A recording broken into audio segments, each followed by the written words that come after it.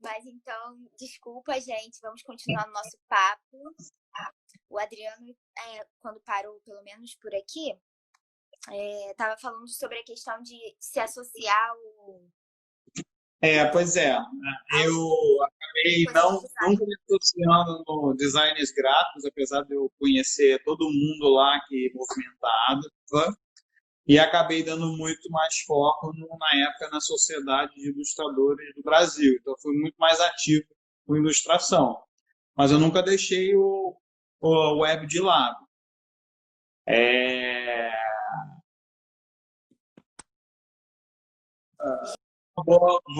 Eu estou esperando o Vitor entrar para eu responder a pergunta dele.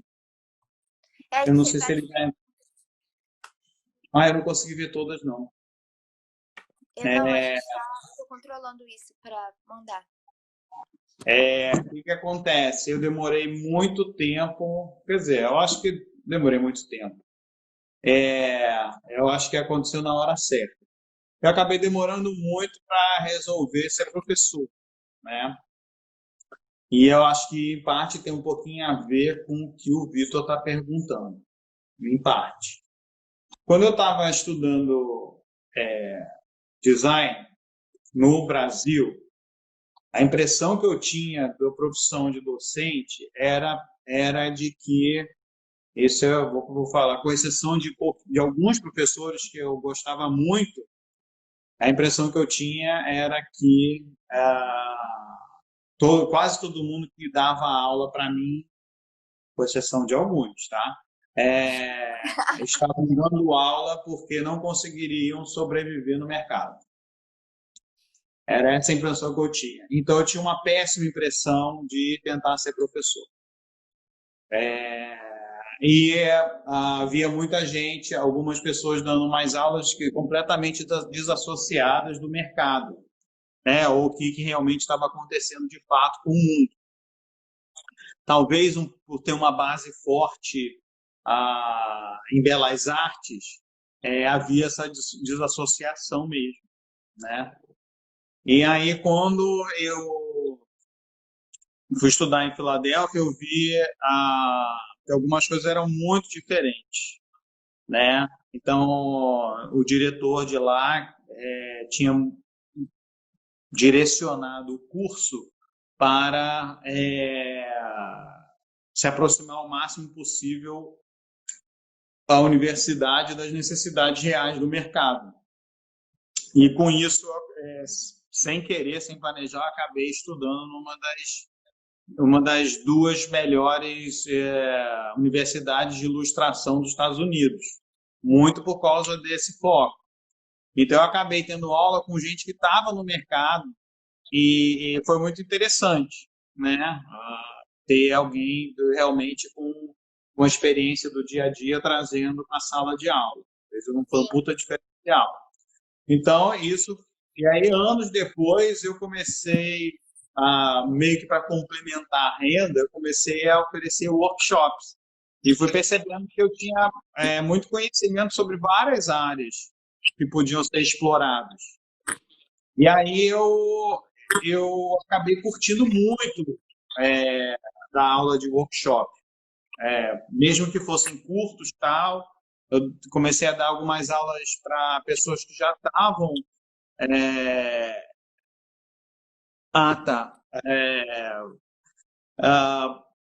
que estavam no mercado, mas tinham uns buracos na educação, no aprendizado deles. E aí eu comecei a perceber isso, comecei a mapear esse tipo de coisa, comecei a oferecer alguns workshops curtos, né? De fim de semana, de 2 meses, etc. E tal. E eu fui percebendo que eu estava curtindo muito a troca em sala de aula, né? E aí, nesse momento, eu decidi, não, se é uma carreira que eu vou me abrir para testar, eu vou fazer direito. Vou fazer da melhor maneira possível. Vou fazer preciso fazer um mestrado primeiro. E aí foi aí que eu decidi entrar na parte educacional. E aí, quando eu entrei no mestrado, para minha surpresa, para minha felicidade, a minha turma inteira eram de pessoas com uma experiência longa de 10 anos de mercado e que decidiu entrar para a docência. Então, a gente tinha uma turma que debatia teorias aplicadas ao dia a dia. E até hoje, a minha primeira live foi justamente com um deles, foi com o Axel. E a turma inteira se ama, né, até hoje. Tanto que, à medida que você vai avançando no mestrado, as aulas não são mais comuns, né? Você raramente tem uma aula comum com os outros. Então, eu lembro da gente ter tomado a decisão de todo mundo pegar aula de filosofia só para a gente ter um dia em que todo mundo ia estar junto. E eu me fudi, porque eu falei assim, estou ferrado com essa filosofia, porque eu não sei nada. Mas eu dei sorte também. A aula foi excelente, e a gente sempre almoçava depois para debater, porque você não vai estar tendo tempo para nada, né? À medida que você vai avançando na pesquisa, você não tem tempo para absolutamente mais nada. Minimamente encontrar com a pessoa. Então, todo mundo, então, acho que uma das grandes diferenças de quando eu estava estudando para agora, é que quando eu estava estudando, não existiam doutores em design, porque não existia doutorado de design. Não existiam mestres em design, porque não existia mestrado de design. Então, todos os professores, doutores mais antigos, eles têm doutorado em outra coisa. Você vai ver que eles têm doutorado em engenharia, em produção, em artes, em outras coisas. Não existia, né? Era uma coisa, uma graduação completamente nova. Então, a gente, na maioria das vezes, a gente estava tendo aula com pessoas em que não tinha a menor ideia de como conduzir uma pesquisa, por exemplo, que é o contrário de vocês. Então, acho que a boa parte de professores que eu, pelo menos, tive contato e trabalhei em várias universidades eram os mais próximos da minha idade, claro. Eram de pessoas com umas frustrações um pouco similar com a minha, de quando estava estudando. Então, eu acabei levando isso para a vida, né? Eu acabei, sempre que eu tive dúvidas sobre decisões relacionadas à docência, eu sempre galgo minhas decisões em termos de que eu tento ser um professor que eu queria ter tido. E aí,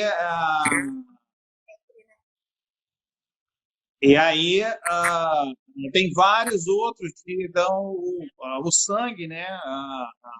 Eu lembro que um dos lugares que eu trabalhei, que se a gente seguisse a metodologia da universidade, eu não vou citar nomes do lugar, era uma metodologia extremamente falha para as pessoas aprenderem, para os alunos aprenderem. E o que os professores faziam, e eu me incluía nisso, é que a gente simplesmente não seguia a porra da metodologia porque a gente queria que o negócio funcionasse, né? E isso, às vezes, no final, depois é contra a gente, né? Porque a gente não estava seguindo a metodologia, tal, blá, blá, blá, blá. Então, a gente fugia e tentava, de alguma forma, seguir os pontos bases da metodologia estabelecida da universidade e a gente fazer várias coisas por fora que era para realmente a aula funcionar. Então, muitas vezes o aluno não sabe, não é o caso da UF, tá? Na verdade, a UF, na verdade, acho que a única coisa que eu saí da UF foi abrir um grupo de pesquisa sem realmente me cadastrar em porra nenhuma. Então, a gente fazia várias coisas por fora, inclusive pesquisa, e às vezes eram coisas que podiam ser usadas contra a gente para, inclusive, ser mandado embora. E às vezes os alunos não sabiam desses bastidores, do que a gente tinha que burlar para realmente dar uma aula que valesse a pena. Fazer também não é fazer fora da metodologia por querer fazer. É mais por você ser um terreno que vocês ainda estavam conhecendo, e aí você meio que, por estarem construindo, né, vocês iam do jeito que conseguiam, é isso? Não, a metodologia não funcionava. Não funcionava. Mas então, se Então, ela funcionava, tinha uma construção aí de fazer algo que funcionasse. sim, não, beleza. É uma metodologia que estava há anos, está há anos ainda, essa metodologia ainda existe, e ela simplesmente não evoluiu. As pessoas responsáveis por essa criação da metodologia já deviam estar aposentadas, mas elas continuam lá segurando as rédeas. Então, a gente sabia que não funcionava, então a gente fazia várias ações por fora de autodescoberta do aluno, de sair do, vamos dizer assim, da zona de conforto para que realmente os alunos aprendessem. E a gente botava o nosso na reta, porque qualquer momento algum aluno podia denunciar a gente, que não estava seguindo a metodologia. É, mas a gente tem sempre uma parte dos alunos que realmente sempre vale a pena ter fazer isso, e eu estava me fudendo também. E aí, eu acho que eu respondi para o Vitor. Acho que é isso. A Helena fez uma outra pergunta sobre estudar fora. Sim. Eu acho que vale a pena você estudar fora. Vocês vão ter uma surpresa de ver que várias coisas, vários cursos lá fora não vão ensinar nada de absurdamente novo do que vocês já estão sabendo. Então, estudar fora tem muito a ver com o que você pretende fazer com isso. Então, eu tive alguns alunos que eu dei cartas de recomendação na época do Ciências Sem Fronteiras, e eu vou dar o exemplo de dois alunos, ex-alunos, sem citar nomes. Um cara, ele pediu uma carta de recomendação, ele foi estudar na Irlanda, e ele estudou design.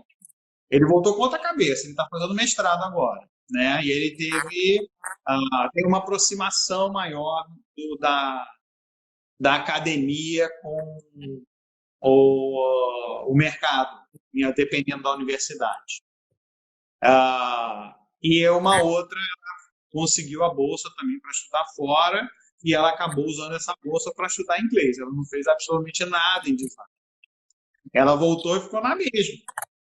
Ela, na verdade, se atrasou um ano nos estudos dela de design por conta disso, né? Então, às vezes, você vai estudar fora, você tem que ser muito focado no o que vai realmente te agregar. Mas existe também as pessoas que vão estudar fora, e eu não estou desvalorizando isso. Então, indo estudar fora como uma maneira, como um passo para imigrar. Então, aqui no Canadá é muito comum. Um dos caminhos mais comuns de imigrar para cá é a pessoa faz um college, né, ligado a artes, a filme, e aqui tem uma indústria de filme e animação gigante. Aí a pessoa vem e estuda 2 anos aqui no college, que é muito mais barato que pagar uma universidade, e isso conta, esses anos morando aqui, conta quando você for aplicar para uma imigração. Então, muitos desses países, tanto aqui quanto nos Estados Unidos, você estuda 2 anos, você tem o direito, se você conseguir um trabalho, um estágio que vire um trabalho, de ficar mais um ano com o mesmo visto de estudante. Então, você tem a possibilidade de ficar 3 anos aqui. Dependendo de como você for nesse emprego, né? Às vezes os caras bancam de você ter um visto de trabalho nesse lugar. Né? Isso foi exatamente o que aconteceu com a minha ex-esposa. Ela emendou uma coisa na outra e conseguiu visto de trabalho. E tem muita gente que aqui faz isso, então é válido. É só fazer assim, fazer uma coisa que vai aprender uma coisa nova. Porque alguns anos atrás eu tive batendo papo com um diretor de um college aqui, que é a Langara College, e o cara falava, o diretor tinha plena consciência que 80% dos alunos que iam para o college deles era só para emigrar para o Canadá. Mas ele falava que os brasileiros que iam, eles realmente estavam querendo sair dali para ser designers. Enquanto pessoas de outros países estavam indo para lá e depois iam, sei lá, fritar ovo, fazer hambúrguer, não estavam puxando. Mas os brasileiros realmente lá para realmente atuar na profissão. Isso é ótimo. Eu não sofri xenofobia, não.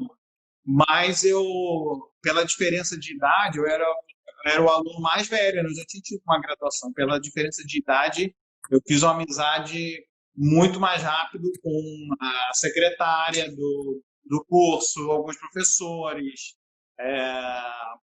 E eu fiz uma amizade relativamente maior com os alunos que eram mais maduros, apesar da idade. Entendeu? Então, eram alunos que já estavam trabalhando, eles mesmo pagavam o curso deles. Então, tinha uma maturidade diferente.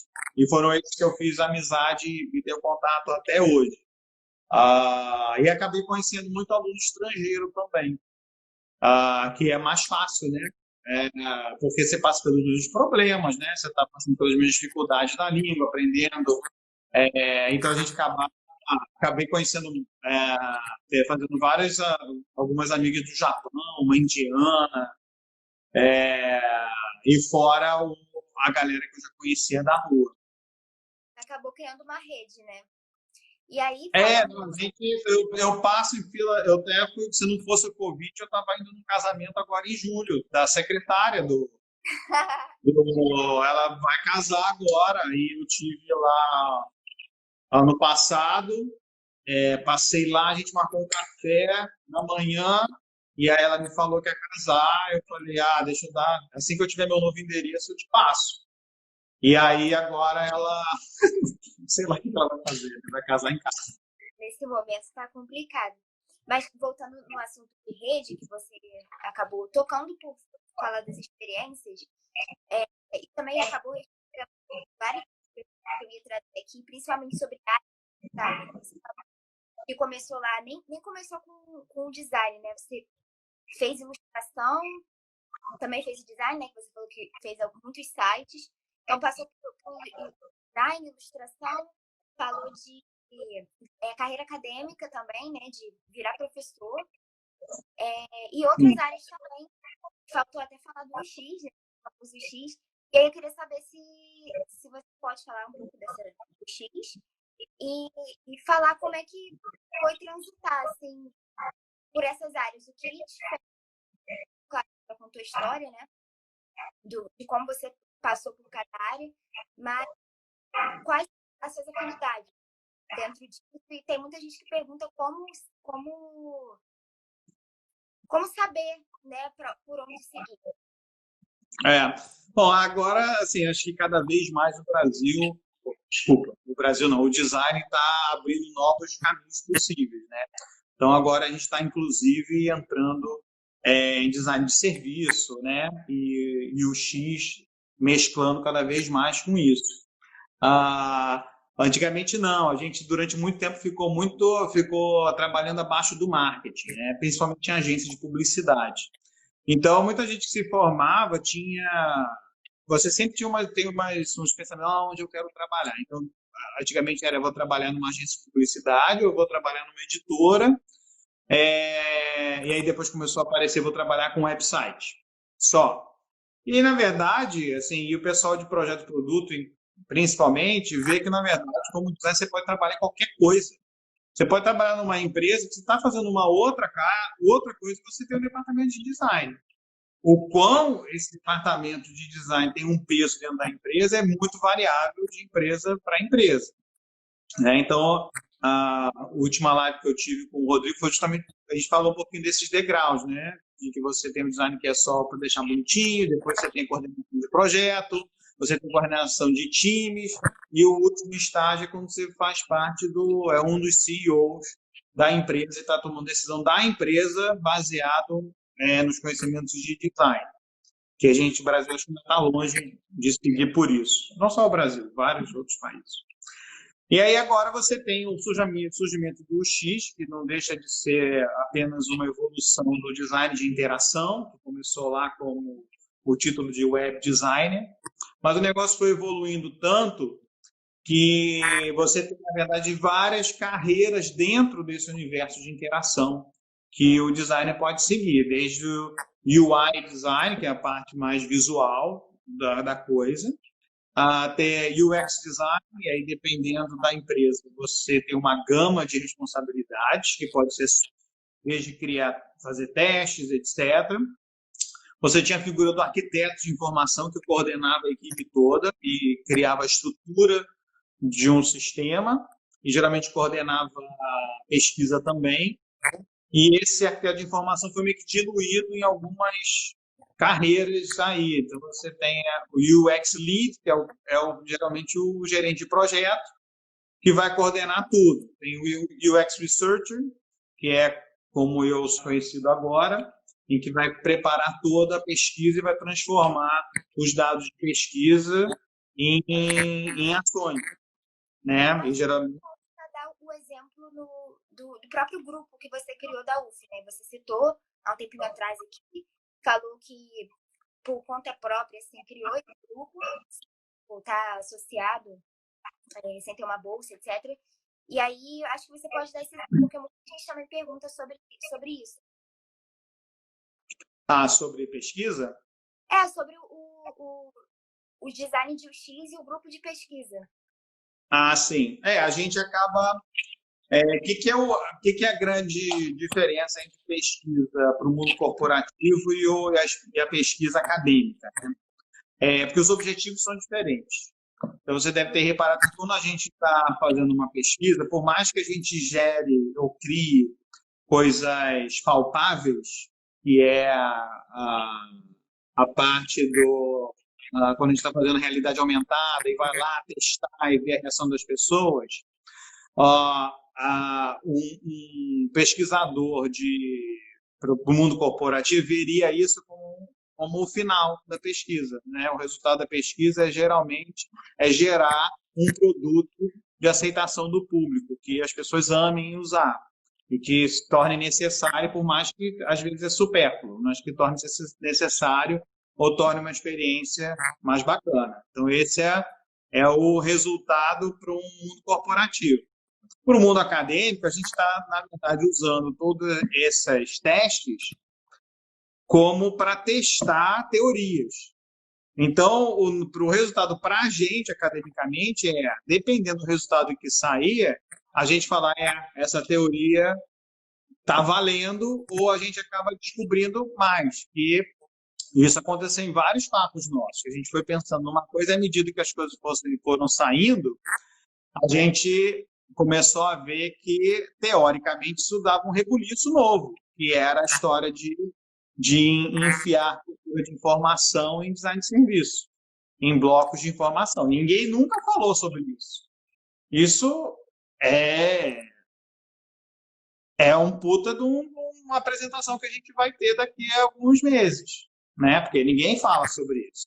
Então, a gente está botando uma coisa nova. Então isso para o acadêmico que é o importante, independente do que você for fazer. E para o mundo corporativo, você está transformando os resultados o público vai comprar mais ou vai se interessar mais por esses produtos se a gente arrumar por esse caminho. E você tem vertentes disso também sendo usados até em roteiro de filme. Então, tem gente fazendo pesquisa sobre as expectativas e ansiedades do público, até para arrumar para que lado um seriado, uma série vai. Muito interessante. E aí, por isso que eu acho que teve para justamente não acontecer o que aconteceu, por exemplo, em Game of Thrones, entendeu? Que teve um monte de gente decepcionado no final. Então, tem muita pesquisa ali por trás antes de você começar a filmagem, de se criar um roteiro. Então, esse tipo de pesquisa está embutido em várias coisas. Então, esse é uma carreira que, por ter feito o doutorado, me dá uma base muito grande, né? E eu consigo transformar em algo para o mundo corporativo. Então, eu lembro... estava entrevistando uma pessoa durante o doutorado e ela estava me perguntando se minha tese eu estava fazendo doutorado para atuar no mundo corporativo ou no mundo acadêmico. E eu reparei naquele momento que eu estava de uma maneira que tanto fazia, eu podia atuar nos dois ao mesmo tempo. porque eu estava lidando justamente com uma tecnologia que estava surgindo, que ia aparecer daqui a 5, 10 anos. Então, a pesquisa é muito válida. E eu vejo que várias pessoas na UF atuam, assim, obviamente, num tempo mais curto, há uma aplicação da pesquisa como parte de um projeto, né? Principalmente os projetos principais. Esse é o tipo de coisa que, porra, que eu e as pessoas que fizeram mestrado comigo não tiveram. Eu não tinha pesquisa, porque quem dava aula não tinha experiência com pesquisa. Então, a tese do meu orientador na época foi justamente por falar disso, a necessidade de pesquisa no design, como não tinha. As pessoas não entendiam a importância da pesquisa e como isso podia fazer parte do acadêmico como uma ligação até com o mundo corporativo. E essa tese dele é antiga. E não foi nem em design, acho que ele fez arquitetura, ele fez engenharia de produção. Ele é uma dessa galera que fez doutorado em outra área para poder atuar no design. E foi essa galera que começou o primeiro doutorado, o primeiro mestrado, o primeiro doutorado no design. Entendi. Então, já passou por várias áreas, né? Já falou da vida acadêmica, da pesquisa em UX e da atuação da UX. Falou da questão da ilustração, do design de sites também. E aí, linkando com uma pergunta que mandaram aqui, foi a Maria que mandou. Ela pediu para falar sobre processo de criação. Aí eu queria fazer um link também com uma coisa que eu acho legal de falar, que é a área do freelance, assim, porque a gente já falou da vida em um emprego de uma empresa, por exemplo, e academicamente. Mas pessoas autônomas, o que você tem para dizer e como é a questão do processo de criação? Acho que o processo criativo depende de que área do design você está atuando. Eu tinha o processo criativo como ilustrador bem distinto, em que eu tinha várias etapas, justamente para não ter que refazer nada. Então, cada etapa que eu apresentava, que eu fazia, eu apresentava para todas as pessoas envolvidas para ir sendo aprovado, né? E o design, de certa forma, é isso também. Em ambos os casos, você, quando é freelancer, você passa a ter que atuar como gestor também. É o que eu acho que muita gente falha quando abre a própria empresa, abre o próprio estúdio, resolve ser freelancer, é que tem, obviamente, uma vocação muito grande para a parte criativa, mas esquece que se você não tiver conhecimentos gerenciais, mesmo que seja para uma pessoa só, o estúdio não sobrevive, né? Então, uma das aulas que eu dava alguns anos atrás era sobre finanças para design. Ah, que interessante. E aí eu fazia, eu separava a turma em vários grupos em trios ou duplas, e eles meio que simulavam construir um estúdio do zero. E tinha umas paradas bem engraçadas, porque a gente tinha uma planilha de gastos, etc. E eu começava assim, quanto que é o seu próprio salário, quanto que você quer ganhar. E todo mundo já começava lá em cima, né? 10 mil, 5 mil. Aí o pessoal começava a falar 10 mil, 12 mil. Eu falei, gente, a gente não é deputado, a gente é designer. Dá baixa um pouco a bola aí, 20 mil, você está fazendo a profissão errada. E aí o que aconteceu? Quando eles começavam a botar todos os gastos e botar isso mensalmente, eles começavam a ver que eles tinham que pegar projetos milionários para conseguir sustentar o estúdio. Então, a coisa que dava era um choque para todo mundo, né? Era um choque até para as pessoas, porque as pessoas que tinham assim, não, os direitos dos trabalhadores, eu vou fazer várias piadas sobre isso. Direitos dos trabalhadores, tal, eles merecem o ticket disso, ticket daquilo. Quando eles botavam no papel que eles tinham que pagar, aí eu começava a mudar de designer júnior para vamos chamar o estagiário Não, melhor estagiário não, que sai caro. Vamos chamar um aprendiz, jovem aprendiz, que é mais barato ainda. E aí eles viram que é difícil. Oi, fala. É interessante, desculpa te cortar, mas é interessante você falar sobre isso, porque, assim, a gente tô aqui pela Papo, né? Que é uma empresa junior, então a gente está aprendendo sobre vivência empresarial, né? Sobre Sim. como, e mais especificamente no nosso caso, vivência empresarial com design. Então é tudo gerido pela gente, é tudo organizado pela gente.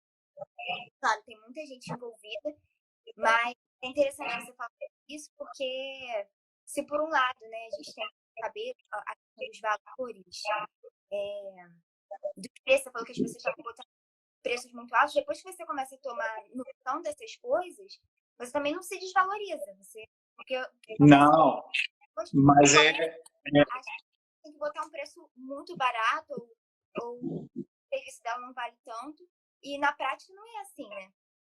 não. O que acontece é que, assim, que às vezes acontecia era gerava umas discussões ótimas, porque quanto tempo você vai levar para fazer uma marca, né? Uma marca boa, né? Complexa, com tudo, né? Você não vai fazer numa tarde, né? Vai levar um tempo fazendo.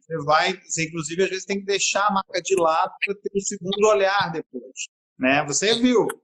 Quanto tempo vocês levaram para fazer aquela marca, né?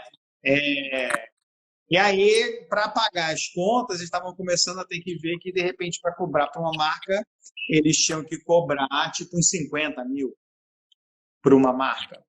E, assim, aí você tem um choque de que, assim, você não vai ter cliente pagando 50 mil por uma marca. Então, você vai sendo obrigado a fazer marcas mais rápidas ou ter gente na equipe que são mais baratas, porque o cara que ganha mais, vamos dizer assim, o cara que tem o maior valor pago a ele não pode perder, usar o tempo dele com coisa trivial. Então, começa a gerar esse tipo de discussão. A questão de gerenciamento, então, né? Acaba sendo. Exatamente. Então, isso gerava até uma discussão pessoal de cada um dos gastos que eles tinham em casa e onde que eles pretendiam. Eles começavam a se perguntar onde eu quero morar. Então, eu estou falando de pessoas que moravam em lugares,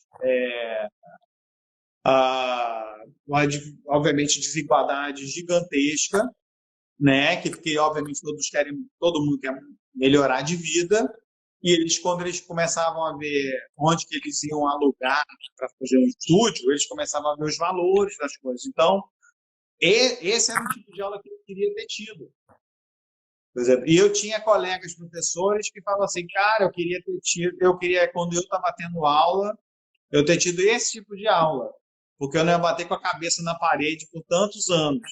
Então, isso de você vai freela, você é uma empresa, mesmo que seja uma pessoa só. E muitas vezes, na verdade, eu pegava trabalhos mais do que eu conseguia dar conta, mas eu já pegava trabalho já sabendo quem ia chamar para trabalhar comigo, né? Tipo, eu sozinho não vou conseguir dar conta. Então, esse trabalho aqui, eu vou coordenar ele, vou chamar. Eu já estava dando aula, né? Então, eu já sabia quais eram os alunos que eram bons e que já estavam no mercado. E eles às vezes estavam trabalhando em lugares que o salário deles, dava um projeto pegava a ajuda deles para fazer um projeto, e eles ganhavam mais nesse um projeto do que o mês inteiro de salário. E já teve um caso de que eu tomei um calote e eu paguei do meu bolso para a pessoa, porque a pessoa trabalhou para mim. Então, tem esses riscos também. Isso acontece com empresas também. Às vezes, a empresa tem uma porrada de empregado e toma um calote e ele tem que dar um jeito de pagar todo mundo. Entendeu? Não é todo mundo que faz isso, mas tem que dar um jeito de pagar todo mundo. Então, no final das contas, é porque existe essa discussão, né? Do que é melhor você ser freelance, você trabalhar para alguém. No final das contas, é uma questão de botar na balança. Porque, claro, às vezes ser freelance pode trazer mais riscos, aspas, né? Dependendo da questão do negócio, mas também você trabalhar para empresas não é o que combina com o seu objetivo. Sim. Então, Eu vou falar aqui, por exemplo, uma opção que começou a surgir já há alguns anos, né? É, é o trabalho autoral. Então, tem algumas pessoas que estão arrumando não só para freela, mas estão criando elas mesmas conteúdo por si próprias e criando um público delas, da mesma maneira que um cantor ou uma banda está criando o próprio conteúdo e tem os seus fãs. E isso só aconteceu graças à internet, né? Então, hoje, se você quer produzir uma música, você não precisa passar pelo crivo de um label, né? Da indústria musical. Se você tiver gente que curte o que você faz, você vai ter um público. Você...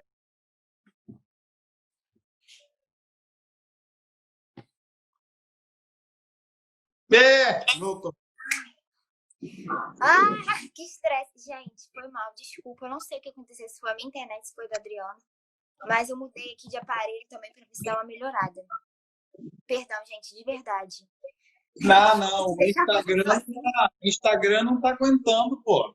Quantidade de gente. Tá, não estou preparada. Mas então, desculpa, gente. Vamos continuar no nosso papo.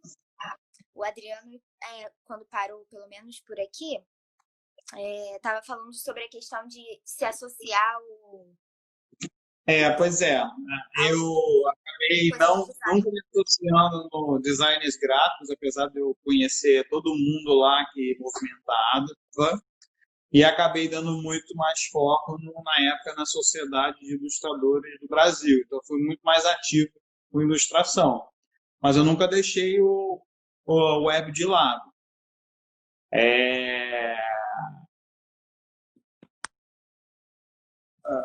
Eu nem perdi tempo catando editora nenhuma, não. Eu fui e botei na Amazon. Então, cada vez mais é possível. Se você tem um material interessante, cada vez mais é possível você fazer seu próprio material. A gente não precisa da distribuição mais. Já existem meios para isso. A Ana mandou uma pergunta aqui, mais voltada para o freelancer. Você fazer seus próprios contratos ou fazer trabalho sem contrato? Cara, eu fazia para ilustração sempre com contrato, porque tinha direito autoral, né? Em design você não tem direito autoral, né? Você faz a marca para outra pessoa, a marca é de outra pessoa. Mas em ilustração, muitas vezes eu fazia um contrato e o preço estava vinculado ao uso da imagem. Então, se ia entrar numa campanha durante um ano, eu cobrava X. E eu botava no contrato já para incentivar exatamente que as pessoas continuassem usando. Se elas quisessem usar por mais um ano, ela só precisaria pagar, sei lá, 40% do preço original. Então, você fazia termos e contratos já? Fazia direto. Tinha que ser, porque você era obrigado a assinar contrato com a editora sempre. E se eu não trouxesse um contrato, eles apareciam com aqueles contratos cracudos, né? E eu passei a ser o terror das editoras, porque eu batia de frente com todo mundo. E eu tenho uns casos clássicos de editoras que eles tinham, cara, tinha umas editoras que eles simplesmente tinham uma sala para discutir contratos. E a sala era toda montada para você não se sentir bem nela. Que era um cubículo, você ficava esperando uma hora num cubículo vermelho, sem nada, sem nenhum contato humano, sem nada. E aí, e depois você ia falar com alguém. E aí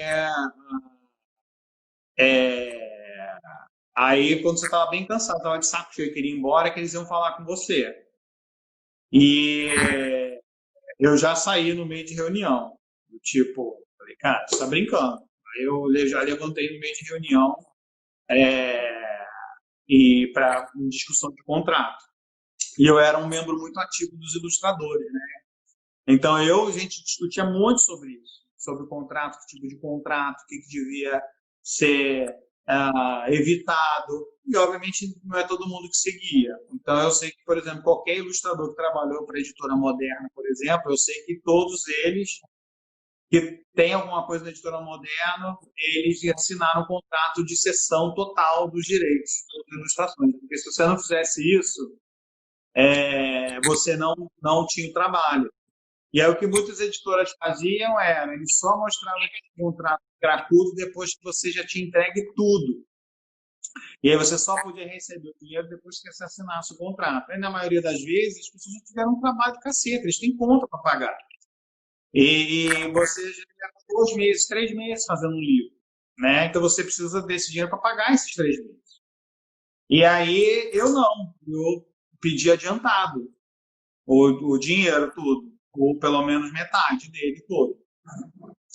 E aí eu tinha mais, podia discutir mais o contrato. Então eu já discuti numa editora do Rio, de que eles mandaram um cara que foi meu calouro na UFRJ para discutir contrato comigo. E aí eu falei, irmão, eu não vou discutir contrato com você não, cara. Chama a fulana, eu não vou dizer o nome de ninguém. Chama a fulana que quem toma a decisão final não é você, é ela. Então você está querendo mostrar serviço, tentando me entubar um contrato e um preço, e eu não vou topar. Então chama logo ela que eu bato frente com ela. E aí aconteceu isso, né? Eu falei, vocês estão querendo que eu faça um livro com essas 15 ilustrações, eu estou fazendo o mesmo livro com os mesmos tipos de ilustrações para a editora tal, e eu estou ganhando 3 vezes mais. Por que eu devo largar? Por que eu devo enfiar esse projeto num projeto que eu vou ganhar 3 vezes mais?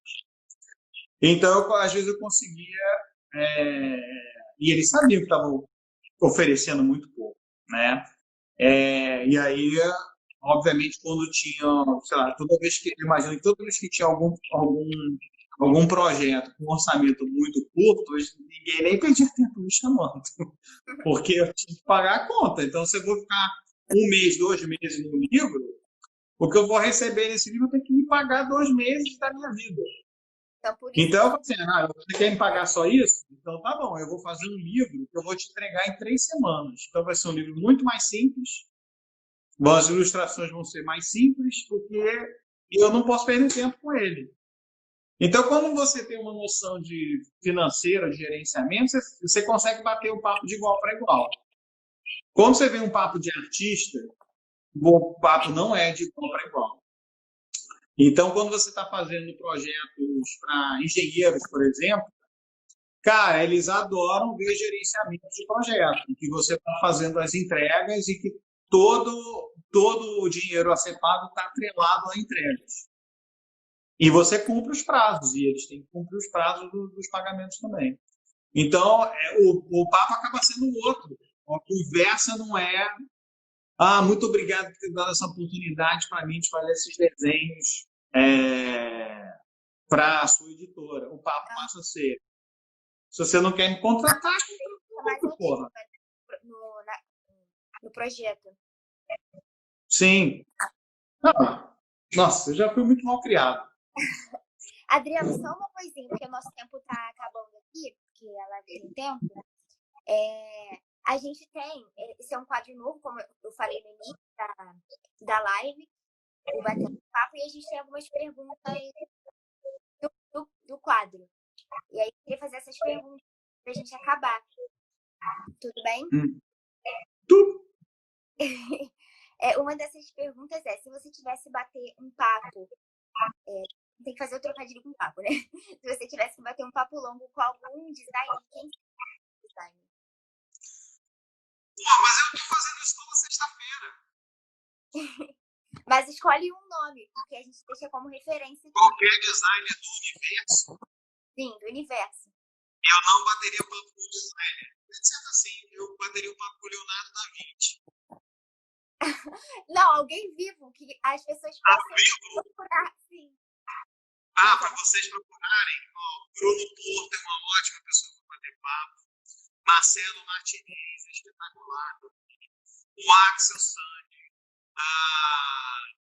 O Ricardo Leite, que é o dono da Crama. Tem tanto, cara, a gente tem tanta gente, porque eu já mapo, Uns 90 aqui. eu já faço esses papos naturalmente. Pode dar, deixa aqui o espaço para você fazer sua propaganda. Mas uma outra pergunta na verdade, não é uma pergunta, né? É você dizer uma cor e uma forma que descrevam o cenário do design atual, na sua cabeça, assim, do seu subjetivo. Porra, que pergunta difícil. Uma cor e uma forma? O cenário do design? Atual. Que você olha o design, você pensa no design de hoje, qual é a cor e a forma? Eu acho que a forma é uma ameba, que cada vez mais tem uns braços novos surgindo. É uma forma orgânica, com certeza. E me lembra muito a ideia do design estar mesclando com outras disciplinas de conhecimento. Então, eu penso muito nessa forma ameboide de estar grudando em outras disciplinas. Não, Giovana, não é amarelo. Giovana não, Isabela. Eu chamo a Isabela mais Giovanni do que Isabela por causa do Instagram. Essa é a forma, com certeza. Agora, cor é muito difícil, porque eu não tenho nem cor favorita, para você ter uma ideia. Minhas cores favoritas são todas as 3 secundárias: laranja, verde e violeta. Fala isso.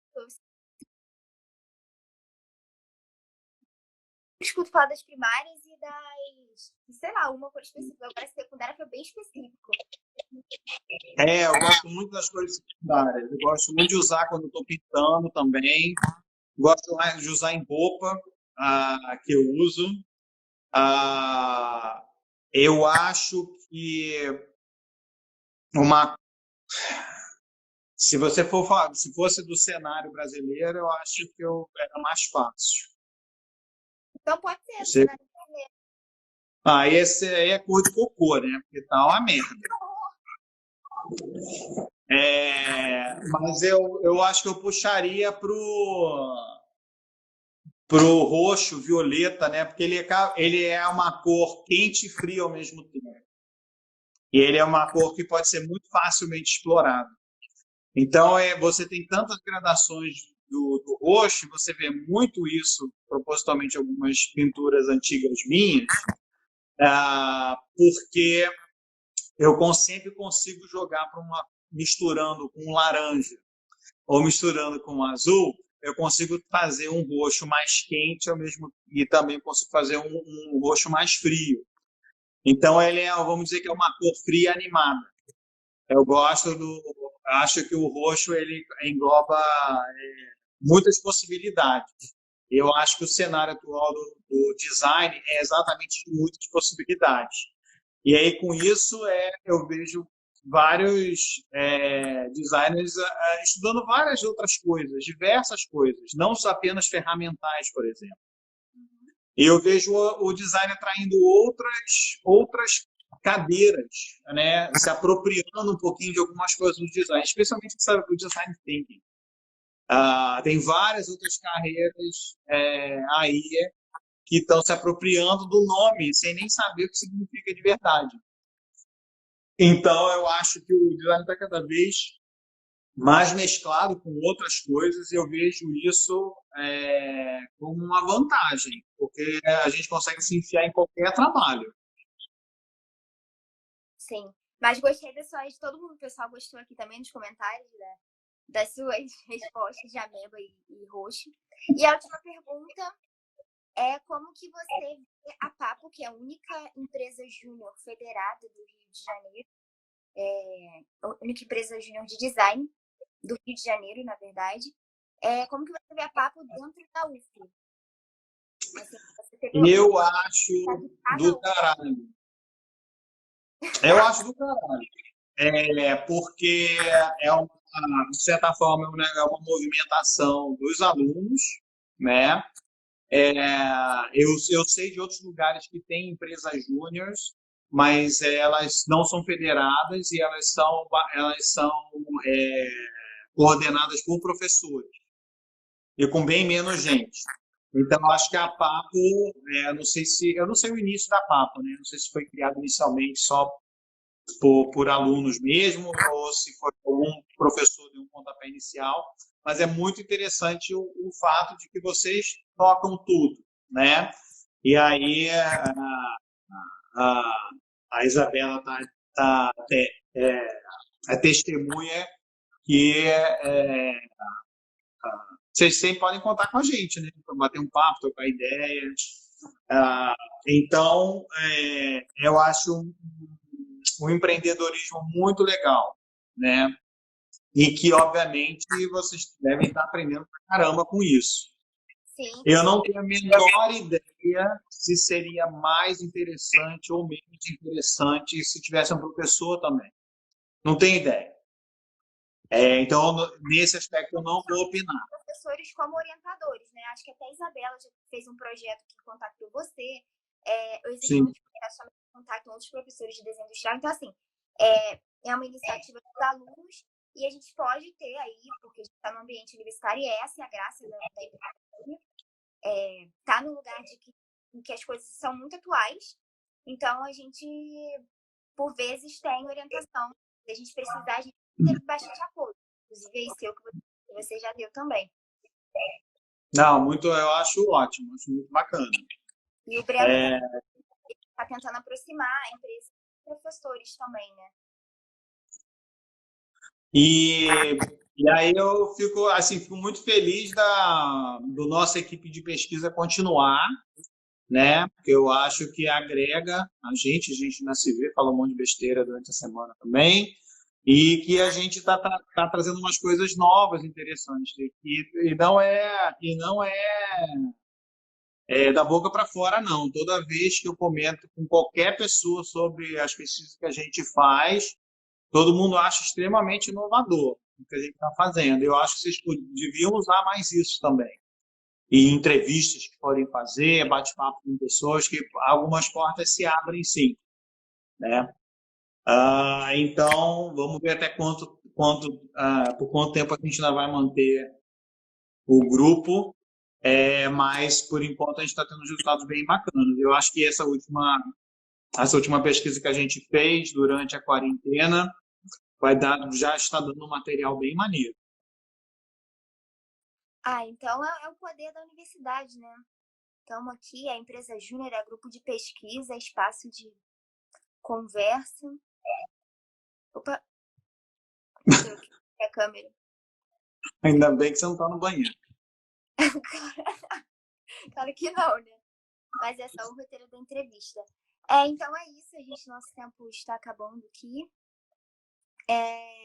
Quero agradecer por você ter se disponibilizado de falar um pouco com a gente, bater um papo. Eu que agradeço por ter sido o primeirão, muito legal. Foi o primeiro a bater um papo com a gente, por compartilhar também as experiências, porque tinha muita gente querendo fazer várias coisas, então a gente teve que mais ou menos condensar, né? E espero que tenha sido proveitoso para quem está assistindo também.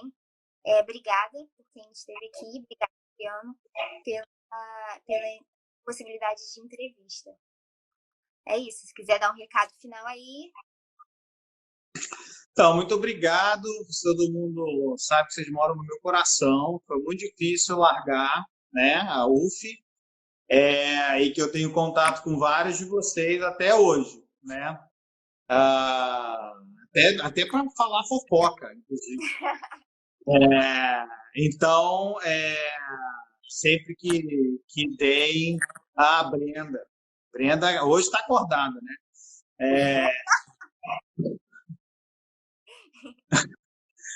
Brenda, nunca vou esquecer aquele dia. Marcou minha vida. Mas eu fico morrendo de saudade de vocês e a torcida é ótima. Vocês às vezes não sabem, mas a gente tem uma torcida muito grande assim de professores, que todo mundo consiga o que quer ou que pretende seguir, que chega no onde quer, que está descobrindo. Existe uma torcida grande por parte dos professores. Então, eu tenho contato com vários ex-alunos, inclusive já trabalhei com ex-alunos também, de vários anos diferentes. E aí, esse é mais um motivo pelo qual eu espero voltar para o meio acadêmico aqui, né? Que eu, particularmente, acho que culturalmente não vai ser a mesma coisa. Então, eu tenho quase certeza que é um distanciamento maior aqui. Então é isso, né? Obrigada a todo mundo, uma boa noite de sexta. Sextou. Sextou com essa conversa. Acho que a live vai ficar salva no perfil da Papo. E é isso, gente, ó. Beijo, muito obrigada. Obrigada, Adriana. Fiquem todos bem. E é isso, coraçãozinho. Tchau. Tchau, beijo.